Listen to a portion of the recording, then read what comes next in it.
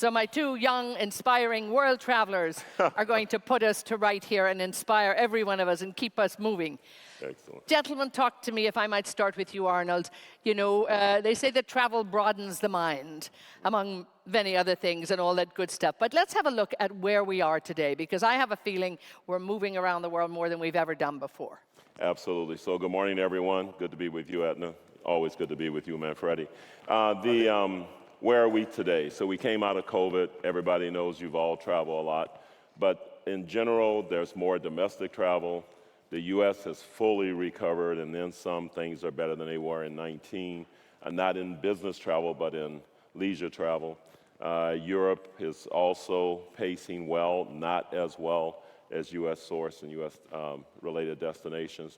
And then Asia is trailing a bit because China is still not quite there. But I think the beauty of travel, which we all know, and is so important right now, is it brings people together so they can discover what they have in common, and they can learn to celebrate their differences rather than fear them. So it's very important economically, but it's especially important from a humanity standpoint.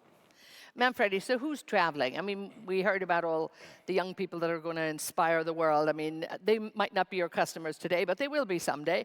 Talk to me, where in the world are you going? Where do they want to get to? How different are they traveling?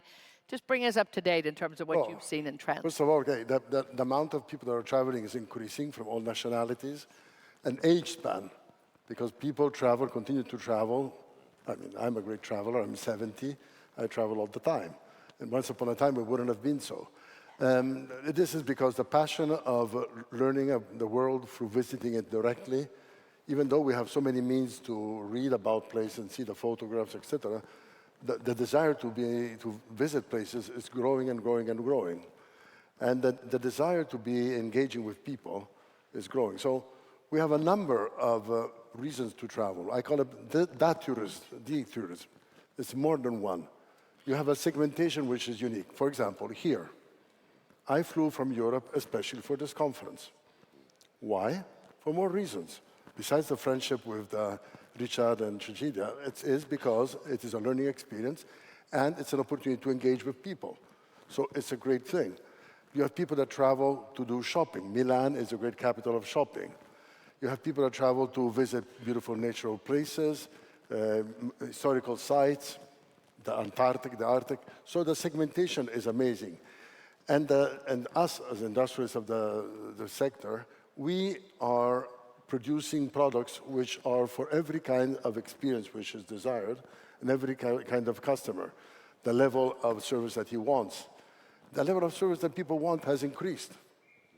Once upon a time, when I was operating Silver Sea Cruises, a 350 square feet cabin was good. Today, for many people, it's small. People are getting demanding. And when I started, there were no spas on the ships, no gyms. Now, gym is essential.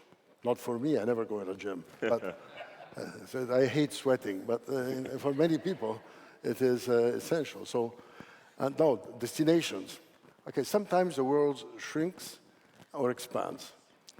A vacation that I adored was visiting the Russian Far East, which is pristine nature. Yes. I opened a cruise there. I was the first one to send a cruise ship there. Today, it's impossible. Yeah. So the world is shrinking there. There are other locations where you can go. But, you know, geopolitics, we'll talk about it maybe. We'll talk about it in a minute, yeah. Yeah, it's have a huge impact on this. It widens and it shrinks. It widens and it shrinks.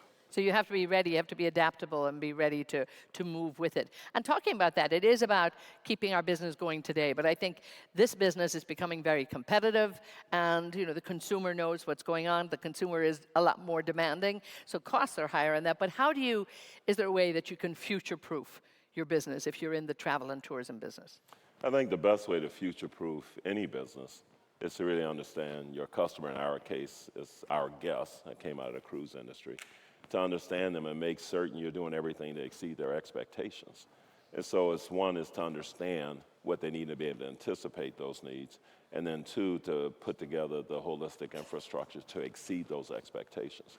And for example, when you see what's going on in Saudi Arabia today with the Giga projects and the development of Diriyah and other areas there, they are absolutely going to exceed everyone's expectation. They already are with the developments that are underway. Now, what has to happen is there's a hospitality challenge from a manpower standpoint.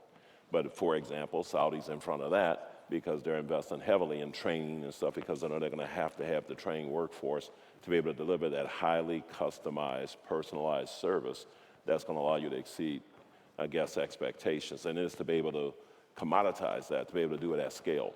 So not just for the high-end luxury cruises or the high-end luxury hotels, but for the mass. Every individual wants to feel like their experience has been customized and tailored for them. And there's a capability to do that with technology and then with proper training for the service people that are driving that technology and using those technological tools. Manfredi, come back to geopolitics. I was in Cairo just 2 days ago, and there was nobody there. It was so quiet. It was very, very clearly, and Cairo is not the big hot point at the moment, but the neighborhood is, isn't it? Yeah, until the 7th of October, it was the hottest destination. Everybody wanted to go there, like Capri or Saint-Tropez, and then it was Egypt, Cairo, and the Nile. And now it's affected. It's a terrible situation, because the revenue of the Suez Canal have dropped by 50%. The revenue from tourism is declined to almost zero.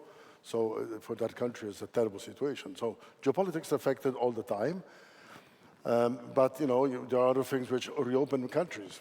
You were talking about Saudi Arabia. Now we're touching 100 million visitors with about 5 years in advance in what was the plan, which is amazing. I was lucky enough to visit Saudi Arabia during COVID period, also once with you. We were together. And I realized that Saudi Arabia is not a sandbox full of oil.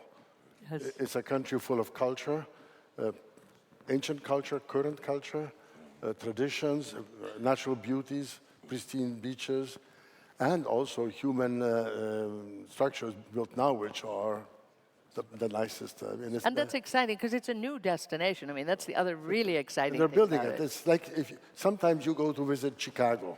Why go to visit Chicago? It was the best architecture between the two wars and before the war. No, because it's a modern. Now Saudi Arabia is building some of the most iconic buildings, and the projects are there to build them, both in touristic destinations as in the cities. So this is a new destination which is building up, something new. We would not have expected it. I was going in Saudi Arabia in the 70s. It was a total. There wasn't a lot to do, was there? Not much to do. I was close in the Queen's Building Palace in Jeddah, because the city was Jeddah at the time. And there was nothing to do. You would eat in the house, you would do everything in the house, and then you would work. It was a closed society. The people in the houses were living well, but outside there was nothing. You go now to Riyadh, you go in a district where there are restaurants, etc. It's very lively. It's still traditional, but very lively. And for the travel and tourism industry, like finding a new destination, I mean, that hasn't happened for many, many years too, so that's got to be very exciting. If there are the sort of hot spots at the moment, where do people really, really want to go? Well, the reality is people want to go everywhere. It's true. So, the guy on the beach is trying to get to the city, and the guy in the city or the woman in the city is trying to get to the beach. And so if you live in Ushuaia, at the tip of Argentina, you're not necessarily dying to go to Antarctica. But if you live somewhere else, you are dying to go to Antarctica. And so, look, the world is the Garden of Eden. The planet Earth is the Garden of Eden. There's so many places to go, so many things to see, so many different cultures. And people, while we tend to cluster around those that we're more familiar with and trust because we're more familiar with, the reality is we are all energized by diversity. And by seeing things and experiencing things that are different than what we're used to.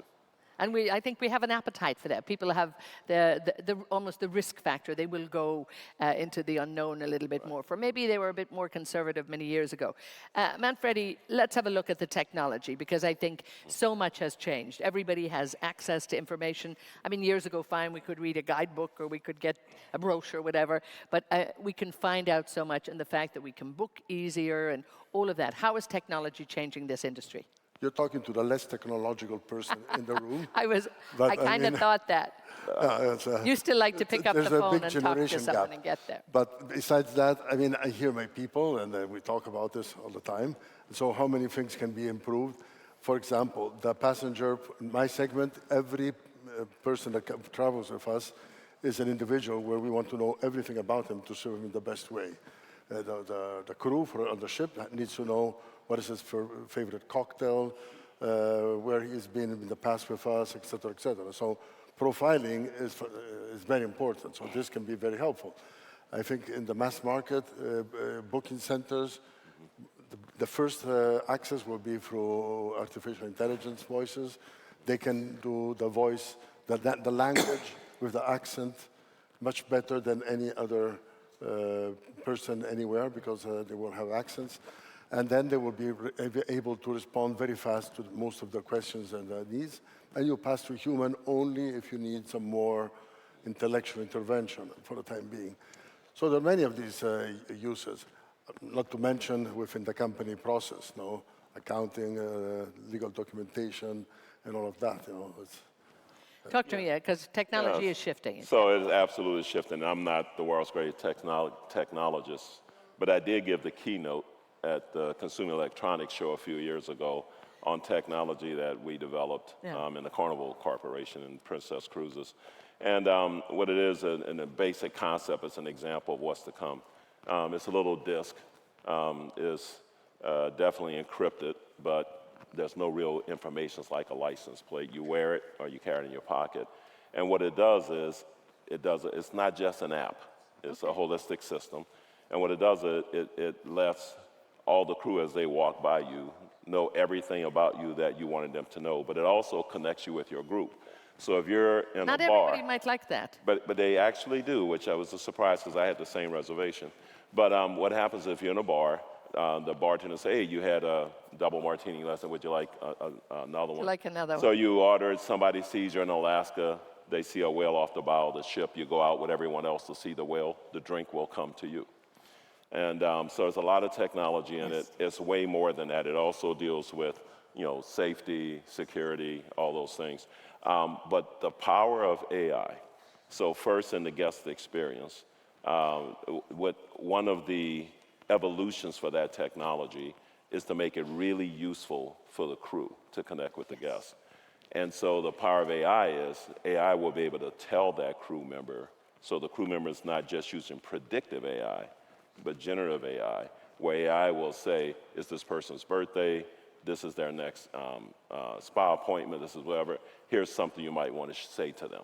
So that makes that experience highly personalized, but also back to booking and informing people where AI will be able to tell you as a guest in your own tool, whether it's a phone or whatever, our device or whatever it is, will be able to tell you, here are things you might want to consider in the trip of the next few hours, here's what's going on, et cetera. So, and also, I love that fact that AI will enhance the human connection, actually. Yeah. So that's really important. It's a tool. There. It's a tool. Before we jet off and go off on a cruise, I need a quick word for you in terms of the future of this industry.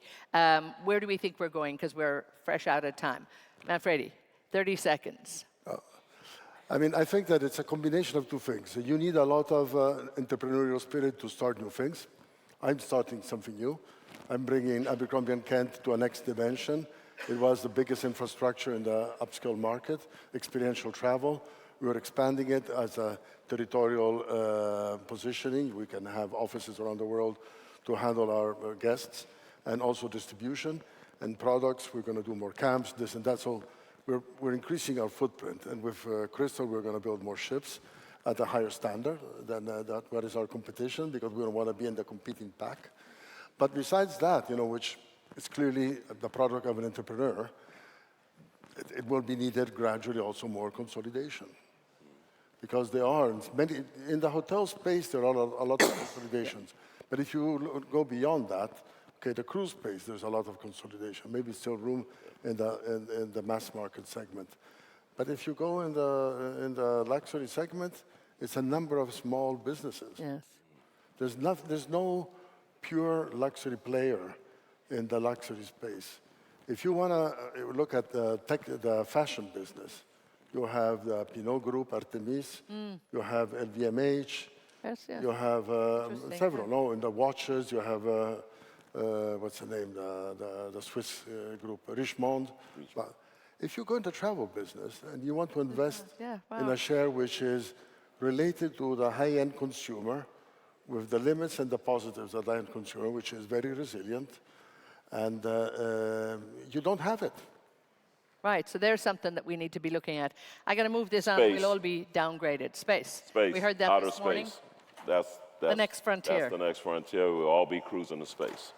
All right, on that note, we're going to have to leave it. Gentlemen, thank you so much. Thank you very much. Alfredi, Manfredi, thank you so much, and Arnold. So